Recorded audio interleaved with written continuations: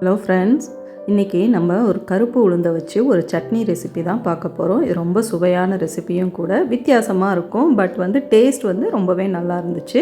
நானும் ஒரு ஹோட்டலில் சாப்பிட்டு ட்ரை பண்ணிவிட்டு தான் சரி இது உளுந்து சட்னின்னு சொன்னாங்களேன்னு நானும் ட்ரை பண்ணி பார்த்தேன். நல்லாவே இருந்தது. வாங்க இது எப்படி செய்கிறதுன்றதை பார்க்கலாம்.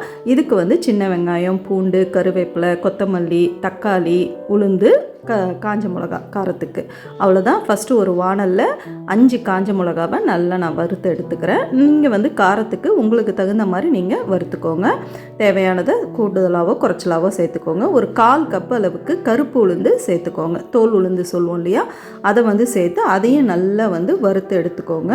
இது நமக்கு தாராளமாக ஒரு 6லேருந்து 7 பேர் சாப்பிட்லாம். இந்த சட்னி நல்லா நமக்கு காணும். நமக்கு அந்தளவுக்கு இது குவான்டிட்டி காணும். நமக்கு கூடவே ஒரு 10லேருந்து 15 பூண்டு பல்ல இந்த மாதிரி சேர்த்துக்கோங்க. கூடவே சின்ன வெங்காயம் ஒரு 20 சின்ன வெங்காயம் அளவுக்கு தோல் எடுத்துகிட்டு அதையும் நம்ம சேர்த்துக்கலாம். சேர்த்துட்டு அதையும் நல்லா வதக்கிக்கோங்க. சின்ன வெங்காயம் இல்லாதவங்க ஒரு பெரிய வெங்காயம் நல்ல பெரிய சைஸில் நல்லா ரஃப்பாக சாப் பண்ணிவிட்டு அதையும் சேர்த்து அதையும் கூட வதக்கிக்கோங்க.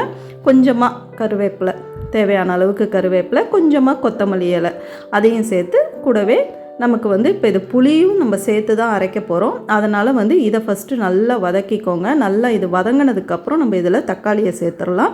ஒரு தக்காளி, நல்ல பழுத்த தக்காளியாக ஒரு தக்காளி நான் சேர்த்துக்கிறேன். கொஞ்சம் மீடியம் சைஸை விட கொஞ்சம் பெரிய சைஸ் தான். அதையும் சேர்த்து நான் நல்லா வதக்கிக்கிறேன். இது நல்லா வதங்கின போது நம்ம இது நல்லா சுருளாக வதங்கினதுக்கப்புறம் இதில் ஒரு 3 டேபிள் ஸ்பூன் அளவுக்கு தேங்காய் சேர்த்துக்கோங்க.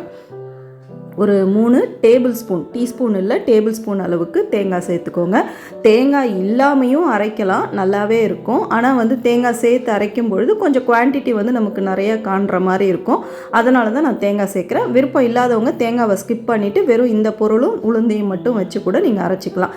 தேங்காவெல்லாம் சேர்த்து இப்போ நல்லா வதக்கினதுக்கப்புறம் இதை எடுத்துகிட்டு அதே வானல்லே 1 டீஸ்பூன் அளவுக்கு எண்ணெய் விட்டுக்கிட்டு கொஞ்சமாக ஒரு பெரிய நெல்லிக்காய் சைஸ் அளவுக்கு, ரொம்ப நிறையாவும் புளி வேண்டாம், ஏன்னா நம்ம தக்காளி சேர்க்குறோம். அதனால் கொஞ்சம் ஒரு நெல்லிக்காய் சைஸ் அளவுக்கு புளியை சேர்த்து அதையும் நல்லா வறுத்து எடுத்துக்கோங்க. இப்போ இதை அரைக்கும் பொழுது நல்லா ஆறுனதுக்கப்புறம் உப்பு, பெருங்காயம் வச்சு நல்லா நம்ம அரைச்சி எடுத்துக்கலாம். கட்டி பெருங்காயமாக இருந்தால் இதை வதக்கும் போதே நம்ம வறுத்து எடுத்துக்கோங்க. நான் தூள் பெருங்காயம் தான் சேர்த்து அரைச்சேன். தாளிக்கிறதுக்கு கடுகு, உளுத்தம்பருப்பு, கருவேப்பிலை, அவ்வளோதான். நீங்களும் ட்ரை பண்ணி பாருங்கள்.